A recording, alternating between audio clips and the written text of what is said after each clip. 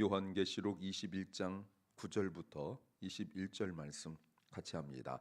일곱 대접을 가지고 마지막 일곱 재앙을 담은 일곱 천사 중 하나가 나와서 내게 말하여 가로되 이리 오라. 내가 신부 곧 어린 양의 아내를 내게 보이리라 하고 성령으로 나를 데리고 크고 높은 산으로 올라가 하나님께로부터 하늘에서 내려오는 거룩한 성 예루살렘을 보이니 하나님의 영광이 있음에 그 성의 빛이 지극히 귀한 보석 같고 벽옥과 수정같이 막더라. 크고 높은 성곽이 있고 12문이 있는데 문에 12천사가 있고 그분들 위에 이름을 썼으니 이스라엘 자손 12지파의 이름이라.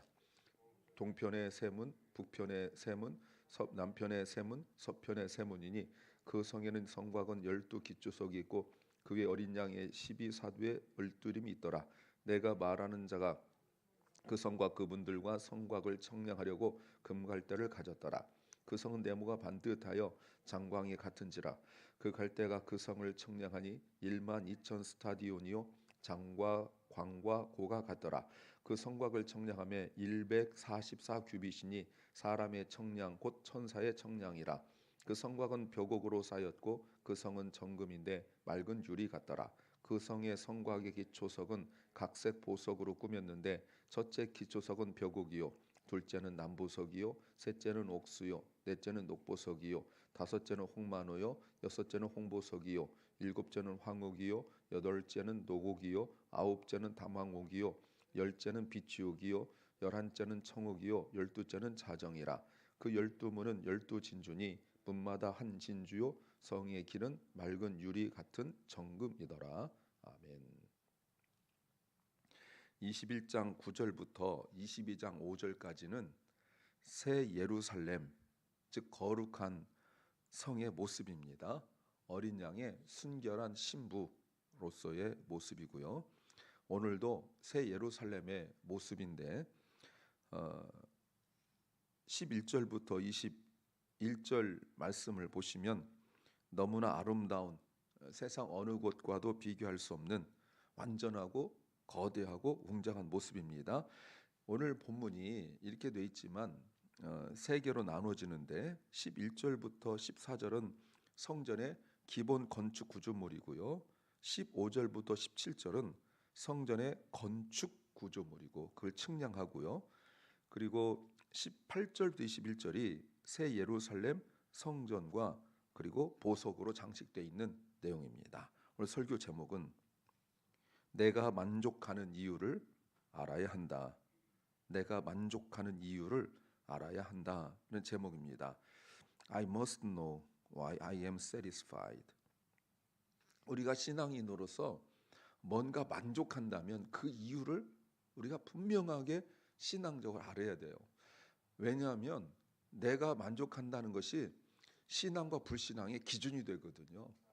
내가 만족하는 그 이유를 하나님께로부터 예배로부터 찾지 않는다면 그 모든 것들은 우상숭배가 될 가능성이 높은 정도가 아니라 우상숭배가 되는 거예요. 그러니까 우리가 늘 뭔가 만족한다면 내가 왜 만족하지?를 신앙적으로 점검하고 내가 만족하지 못하면 내가 왜 만족하지 못하지를 신앙적으로 성경적으로 내가 분명하게 알아야지.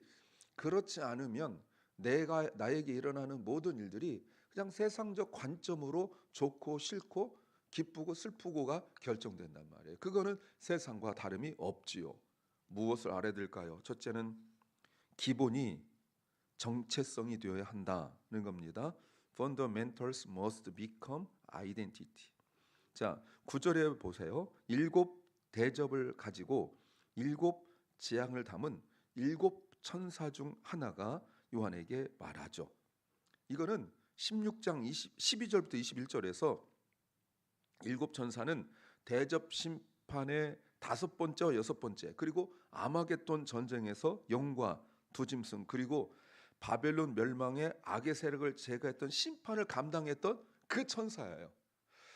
그러면 우리가 이제 어떤 생각을 얼핏 할 수 있겠냐면 이 천사가 왜 나타나지? 앞에서 어마어마한 재앙을 주었던 그 천사이기 때문에 지금 다시 나타났다는 것은 어떤 재앙이 남았지? 라고 생각할 수 있잖아요. 그런데 요한에게 말하기를 오라 내가 보이리라 라고 하면서 뭘 보이냐면 신부 곧 어린 양의 아내를 내게 보이겠다 라고 말합니다. 무슨 말이에요?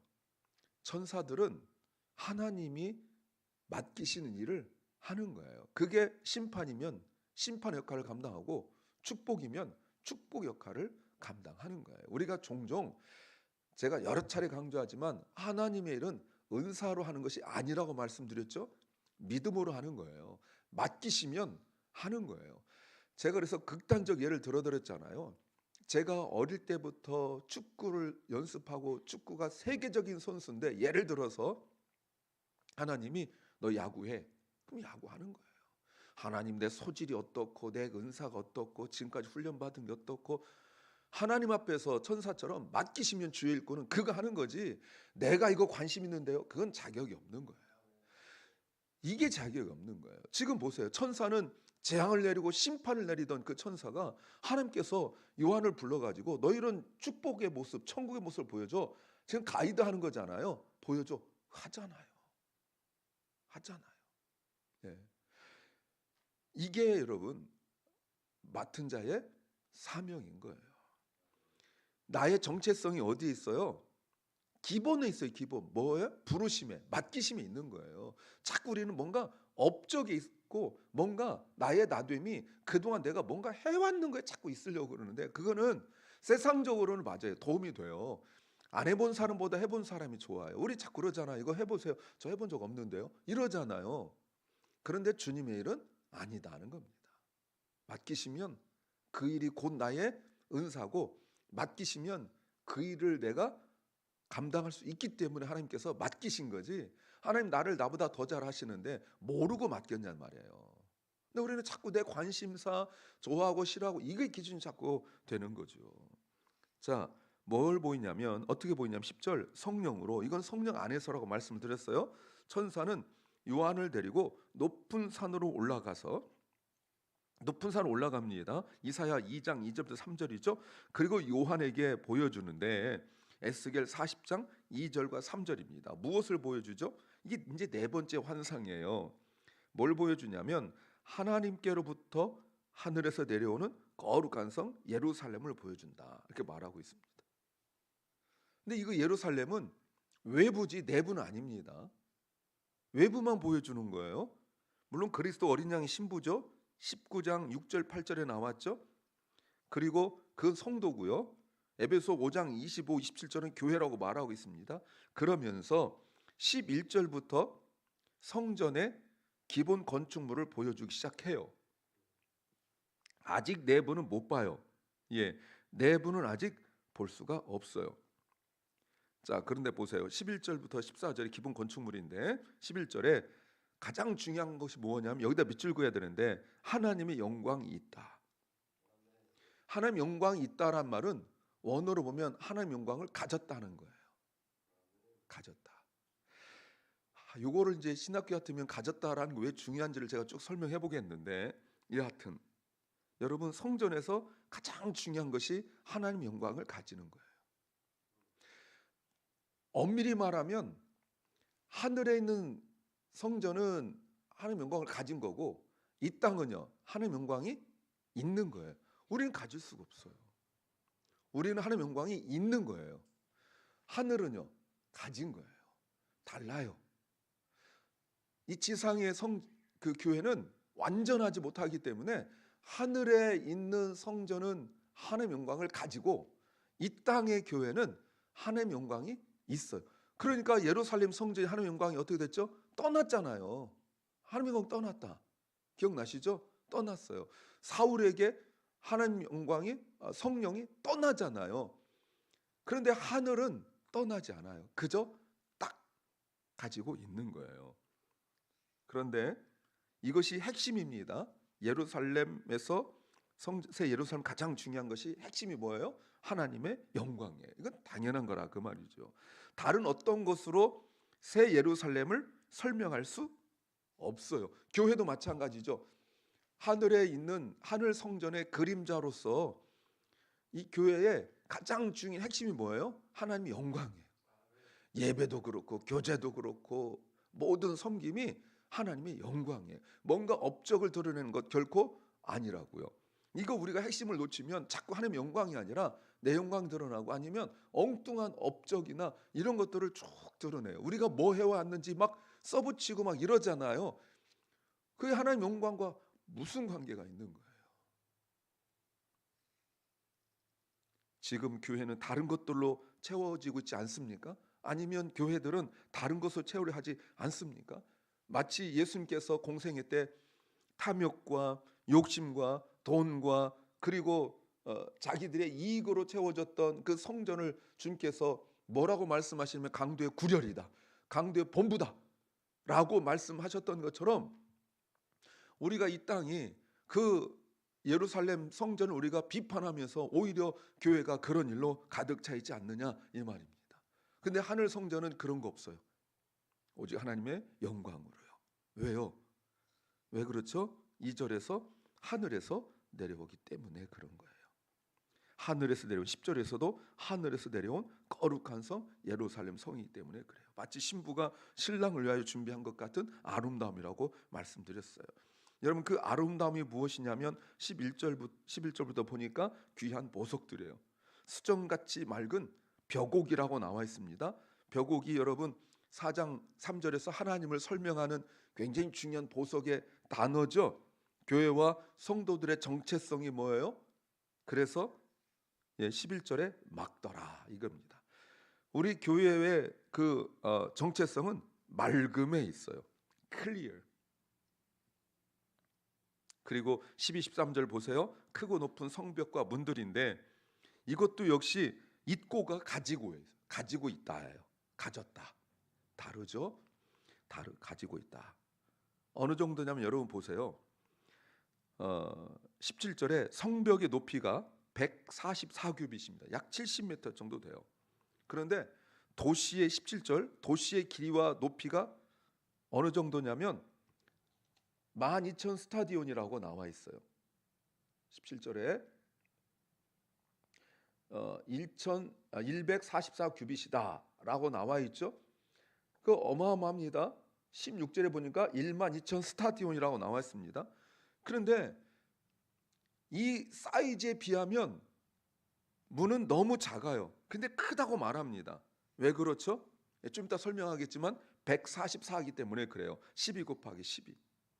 그리고 다시 보세요. 12절에 보니까 12천사가 문을 지키고 있죠. 누가 쳐들어올 수 있죠? 불가능한 겁니다. 창세기 3장 24절에서 에스겔 28장 14절에서 딱 천사가 가로막고 있죠.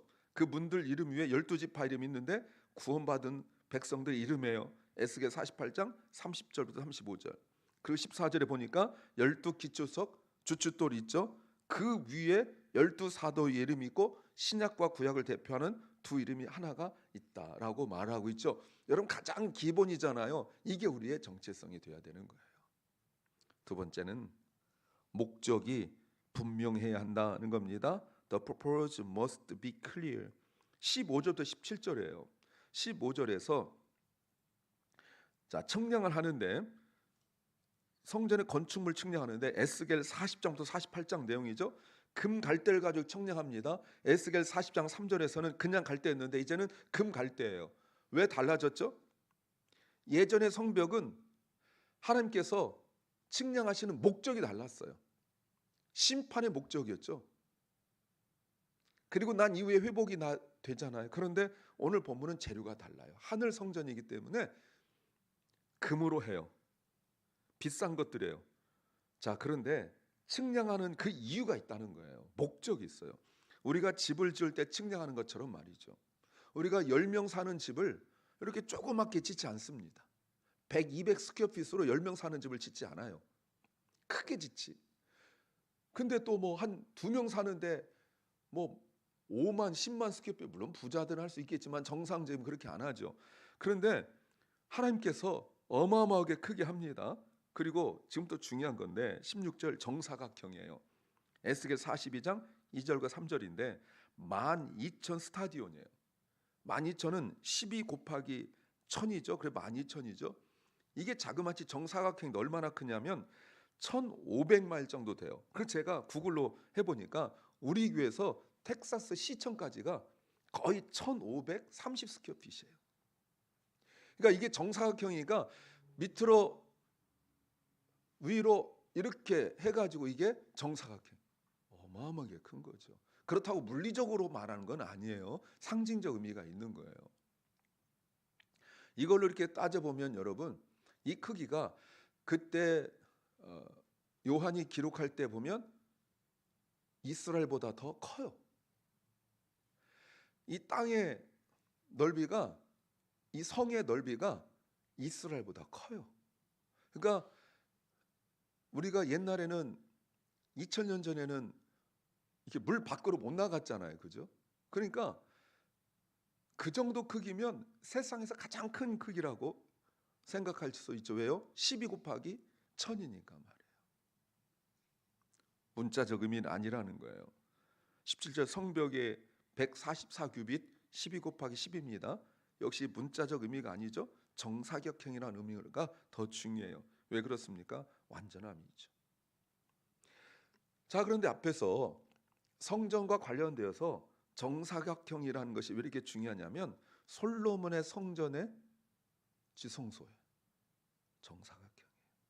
하나님의 임재가 있는 곳, 하나님이 함께 하시는 곳, 즉 임마누엘. 어제 우리가 보셨죠? 하나님이 저희와 함께 하신다. 20장 3절 4절에서 보셨어요? 이것이 바로 성전이에요. 그리고 정사각형이라는 것은 공동체가 하나 된다는 뜻이에요. 누구나 차별 없이, 구별 없이 참여할 수 있어요. 어떤 차별도 인종 때문에, 성별 때문에, 나이 때문에, 신체적 조건 때문에, 또 신분 때문에 나눌 수 없어요. 오직 하나님 임재로 충만해져야 하는 이 분명하고 확실한 목적을 가져야 합니다. 세 번째는 단 하나의 중요함을 알아야 한다는 겁니다. I must understand the one singular importance. 이제 나머지는 새 예루살렘 성전과 보석으로 장식하고 있는 모습이에요. 하나님의 영광이죠. 근데 여기에서 12개의 보석이 나왔는데 하나하나의 보석의 의미를 붙이지 않아도 돼요. 어떤 분들 보면 이 보석의 의미를 다 찾아서 하는데 그런 의미는 아니에요. 이만한 보석 있을 수도 없어요. 그냥 상징적 의미예요. 근데 출애굽기 28장 17절부터 20절에, 이사야 54장 11, 12절에, 에스겔 28장 13절에 이런 보석의 종류가 조금은 다르지만 나와 있어요. 무엇을 의미하는 걸까요? 교회의 완성된 미래예요. 이런 교회를 만들어 가야 된다는 거예요. 교회를 구성하는 모든 영혼이, 심령이 다 뭐라고요? 보석이에요. 근데 이 보석이 다 귀한 거예요. 더 좋은 보석, 더 나쁜 보석은 없어요. 서로 보석으로 여겨야 돼요. 근데 여기서조차 예를 들어서 구원받지 못한 사람들은, 또 거듭나지 못한 사람들은, 덜 성숙한 사람들은 나는 이색을 좋아하는데 이색 안 좋아해 라든가, 또 나는 이 보석은 좋아하는데 이 보석은 별로야. 여러분, 그런 마음은 결코 영화의 단계로 들어갈 수 없고 천국에 살 자격이 안 되죠. 천국은 모든 것이 다 좋다고 말씀드렸잖아요. 그 제가 지난 말씀드렸죠. C.S. 우리가 말한 것처럼 천국과 지옥의 이별이라는 것에서 지옥에 사는 사람들이 천국을 단체 관광 갔는데 그 천국의 아름다움을 보고 좋은 걸 하나도 못 느껴서 그냥 별 볼 일 없네 하고 다시 지옥으로 갔다는 거 아니에요? 지옥은 좋다, 아름답다라는 감정이 1도 없어요. 1%도 없어요. 그럼 우리가 천국 가면요, 좋지 않다, 싫다라는 감정이 없는 거죠. 있으면 안 되잖아요. 주님을 닮았는데. 그래서 이건 12보석은 무엇이냐면 교회에 구성하고 있는 모든 영혼들이 다 각각 하나로 획일적으로 같을 수는 없어요. 다 크리스탈 수정으로 다 똑같고 하나는 뭐 다 진주로 똑같고 그러지 않아요. 보세요. 문만 같아요. 12진주문. 그렇다고 해서 막 어떤 분들 내가 천국 갔다 왔는데 그 통진주로 돼 있더라. 그 다 상징적 의미예요. 왜 진주죠? 왜 같죠? 천국을 들어갈 때 이 진주라는 것은 그냥 만들어지지 않잖아요. 조개 속에 들어가서 그 고통과 아픔 속에서 만들어지는 것이 바로 진주잖아요. 그러니까 그런 눈물과 고통과 아픔을 통과해야 되는 거예요. 천국에 들어가려면 그냥 아이들 필드 출입 소풍 가듯이 룰루랄라 들어갈 수 있는 게 아니란 말이에요. 그래서 대문은 다 똑같지만 성전을 이루고 있는 기초석은 다 달라요. 두 번째는 그래도 다 귀한 것들이에요. 그 우리가 교회 공동체 여기에서 훈련할 게 뭡니까? 서로 인정하고 서로 존중하고 그런 게 매우 중요하죠. 그래서 하나님 임재로 영광으로 충만하고 아름다우는 거예요. 세상을 지금 앞에서 계속 심판을 보여주셨는데 천국은 교회는 아름다워요. 그러니까 교회는 천국의 아름다운 모습을 보여주는 것이 교회예요. 이사야 65장 17절 보라 내가 새 하늘과 새 땅을 창조하나니 이전 것은 기억되거나 마음에 생각나지 아니할 것이라. 이전 것은 뭐예요? 좋고 싫고 이런 기준이잖아요. 이전에 나는 이건 좋았고 이건 싫었어요. 이건 불편했어요. 그런 것들이 다 사라졌다는 거예요. 또 이전에 나는 힘들고 어려울 때 힘들면 힘들다 하고 어려우면 어렵다 하고 낙심하고 이랬었다고요. 근데 이런 것들이 다 사라지고 뭐만 남았어요? 기쁨과 감사와 찬양과 즐거움만 남은 거예요. 이게 천국이잖아요. 기쁨과 희락이라. 음료 바벨론과 비교해 보세요. 거기도 많은 돈이 있었고 많은 재물이 있었어요. 그런데 그거는 누군가가 공급하고 만들어 나갔고 누군가가 이익을 위하여 만든 거였잖아요. 그래서 그곳에 많은 그 사람들이 이익을 위하여 그곳을 찾고 만들었어요. 그러나 새 예루살렘은 하나님께서 만드셨어요. 그러므로 하나님의 백성들은 하나님의 구원하신 목적을 성전에서 찾을 수 있어야 돼요. 적용해 보면 하나님의 백성들은 하나님 나를 구원하신 목적을 교회에서 찾을 줄 알아야 돼요. 교회에서 못 찾으면 어디서 찾으려 할까요? 세상에서 찾으려고 해요. 근데 세상에서는 찾을 수 있습니까? 없습니까? 없죠. 그러니까 어떻게 하죠? 그러니까 갈급한 거예요.